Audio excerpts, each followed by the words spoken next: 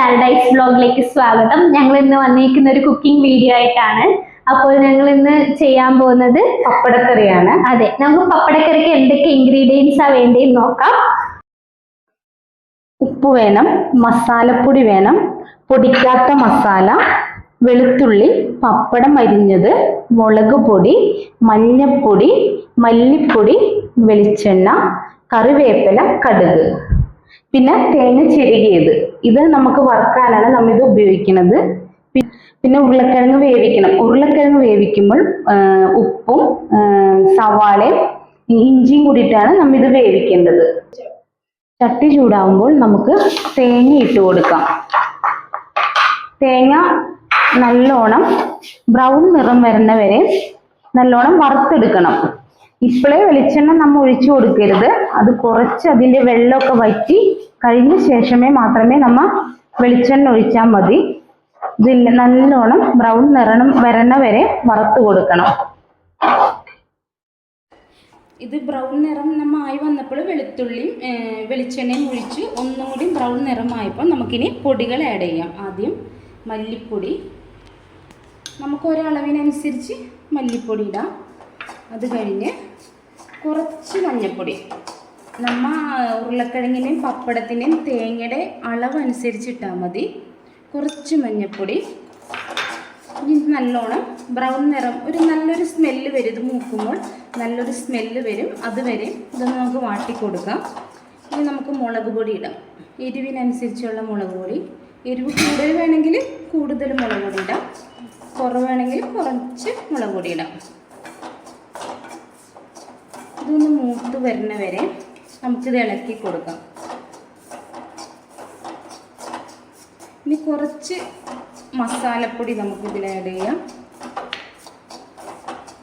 ഗരം മസാല അല്ല, ഇത് മീറ്റ് മസാല. കുറച്ച് നമുക്കിതിലേക്ക് ഇതിട്ട് കൊടുക്കാം. അത് കഴിഞ്ഞ് കുറച്ച് ഇതും കൂടി പൊടിക്കാത്ത മസാല. ഇത് നല്ല സ്മെല്ലിന് വേണ്ടിയാണ്. അതും കുറച്ച് നമുക്ക് ആഡ് ചെയ്ത് കൊടുക്കാം. ഇതൊന്ന് ചെറുതായി ഒന്ന് ചൂടാവണം. അതിൻ്റെ ഒരു പച്ചമണം പോണ വരെ ഒന്ന് ചൂടായ ശേഷം നമുക്ക് മിക്സിയിൽ വെള്ളം തൊടാതെ അരച്ചെടുക്കണം. മിക്സിയിൽ നമുക്ക് പൊടിച്ചെടുക്കണം. കുറച്ച് വെളിച്ചെണ്ണ ഒഴിച്ചിട്ട് നമുക്കത് അരച്ചെടുക്കാം. അപ്പോൾ ആ നല്ല ബ്രൗൺ നിറം തന്നെ കിട്ടും. വെള്ളം ഒഴിക്കുമ്പോൾ അത് നിറത്തിൽ വ്യത്യാസം വരും. ഈ ഡാർക്ക് ബ്രൗൺ അത് തന്നെ അങ്ങനെ തന്നെ നമുക്ക് കിട്ടും. അപ്പോൾ ആ കറിക്കൊരു ഭംഗി വരുമല്ലോ. ടേസ്റ്റും അങ്ങനെ തന്നെയാണ്. ചിലർ വെള്ളമൊക്കെ ഒഴിച്ച് അരച്ചെടുക്കാറുണ്ട്. നമുക്ക് ഇതുപോലെ കുറച്ച് എണ്ണ നമ്മൾ എണ്ണ കുറച്ചല്ലേ ഇതിൽ ഒഴിച്ചിട്ടുള്ളൂ. ചേച്ചി പപ്പടക്കറി ഒക്കെ എങ്ങനെയാ പഠിച്ചത്? ഞാനിത് ചേച്ചിയുടെ ആദ്യമായിട്ട് കഴിക്കുന്നത്. ഞാൻ വേറെ എവിടെ നിന്നും ഇങ്ങനെ പപ്പടക്കറി ഞങ്ങളുടെ അവിടെ ഒന്നും അങ്ങനെ ഇത് വെച്ചതായിട്ട് ഞാൻ കണ്ടിട്ടില്ല. ചേച്ചിയുടെ ഞാൻ ആദ്യമായിട്ട് ഇത് കഴിക്കുന്നത്. എനിക്ക് നല്ലോണം ഇഷ്ടപ്പെടുകയും ചെയ്തു. ഞാനിത് ഇവിടെ കല്യാണം കഴിഞ്ഞ് വന്ന ശേഷമാണ് പപ്പടക്കറി കഴിച്ചത്. വീട്ടിലമ്മയൊന്നും ഞാൻ കണ്ടിട്ടില്ല. ഞങ്ങളുടെ അവിടെ അങ്ങനെ വെച്ച് ആരും കണ്ടിട്ടില്ല. ഇതെന്നെ അമ്മായിമ്മ പഠിപ്പിച്ചതാണ്. പഠിച്ചതാണ്. ഞാൻ വീട്ടിൽ വെച്ച് എനിക്ക് കറിയൊന്നും കുക്ക് ചെയ്യാൻ അറിയില്ലായിരുന്നു. ഇവിടെ വന്ന ശേഷമാണ് എല്ലാ കറികളും വെക്കിപ്പോ അമ്മച്ചി എല്ലാം പഠിപ്പിച്ചതാണ്. ഒരു ദൈവഭാഗ്യമാണ്. നമുക്ക് എല്ലാ കറികളും പെട്ടെന്ന് വെക്കാനെല്ലാം അറിയാം. പിന്നെ ഇപ്പോൾ ഗ്യാസ് നമ്മൾ ഓഫ് ചെയ്തു. ഇനി ഇത് ചൂടാറിയ ശേഷമാണ് മിക്സിയിലിട്ട് നമുക്ക് അരച്ചെടുക്കാം. നമ്മൾ തേങ്ങ വറുത്ത് വെച്ചത് നല്ലോണം ചൂട് ആറിയ ശേഷം നമുക്ക് ഈ മിക്സിയുടെ ജാറിലേക്ക് ഇതിടാം. ചൂടാറിയിട്ടുണ്ട്.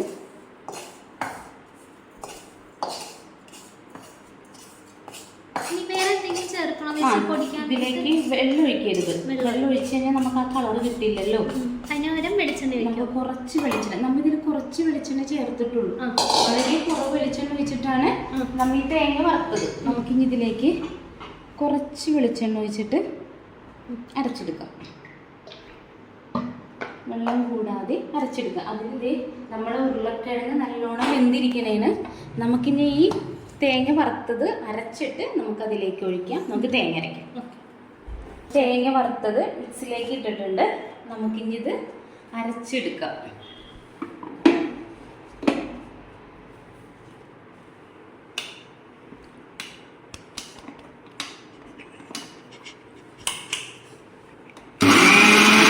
അരച്ചെടുക്കാം. തേങ്ങ ശരിയായിട്ടുണ്ട്. നമുക്ക് അരപ്പ് കണ്ട ജിന്നു നല്ല കളറല്ലേ, ബ്രൗൺ കളറായി. നമുക്കിനി ഈ ഉരുളക്കിഴങ്ങും സവാളയും ഇഞ്ചിയും കൂടി വെന്തിരിക്കണേനല്ലോ, നമുക്കതിലേക്ക് ഈ അരപ്പിടാം. ഈ അരപ്പ് നമുക്ക് ഒഴിച്ചു കൊടുക്കാം.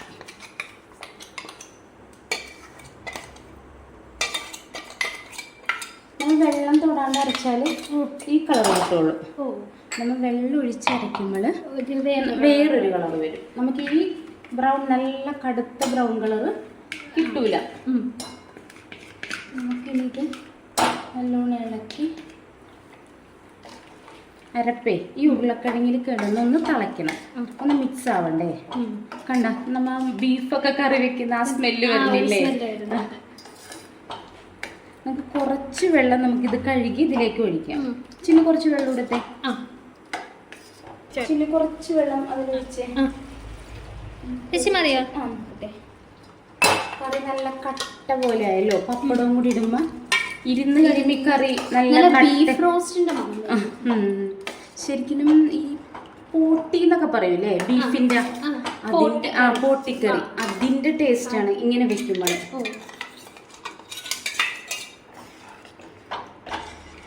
ഇനി പപ്പടം വറുത്തെടുക്കാം.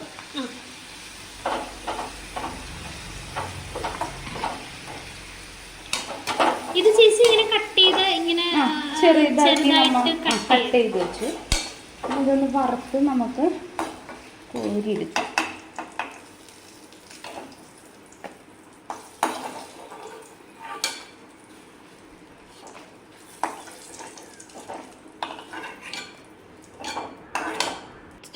നമുക്ക് വറുത്ത് വെച്ച പപ്പടം ഇതിലേക്ക് ഇടാം. വറുത്ത് വെച്ച പപ്പടം ഇതിലേക്ക് ഇട്ടിട്ട് നമുക്ക് നമ്മുടെ ചീനച്ചട്ടി നമ്മൾ അടുപ്പത്ത് വെച്ചിട്ടുണ്ട്, കടുക് താളിക്കാനായിട്ട് അതൊന്ന് ഇളക്കി കൊടുക്കാം. മിക്സ് ചെയ്ത് കണ്ടോ പപ്പടം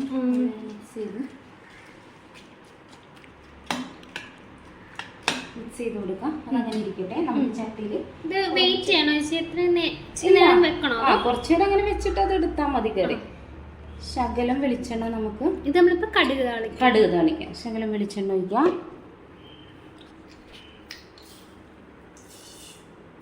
കുറച്ച് കടുക് പൊട്ടട്ടെ.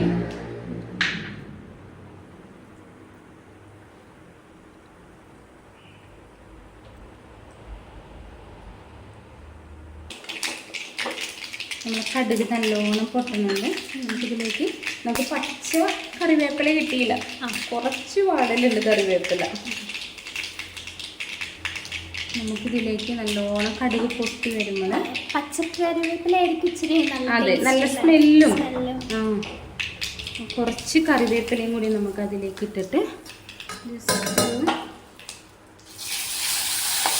ഒന്ന് ഇളക്കി കൊടുക്കാം. എന്നിട്ട് തീ ഓഫ് ചെയ്തിട്ട് നമുക്ക് ഈ കറിയിലേക്ക് ഒഴിച്ച് കൊടുക്കാം. കുറച്ച് കറി എടുത്തിട്ട് നമ്മൾ ചീനച്ചട്ടിലേക്ക് ഒഴിച്ച് കൊടുക്കാം.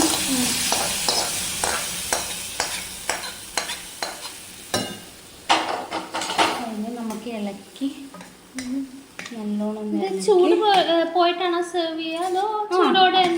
എങ്ങനെ വേണമെങ്കിലും കഴിക്കാം. നമുക്ക് ഇതൊന്ന് ടേസ്റ്റ് ചെയ്ത് നോക്കിയേ.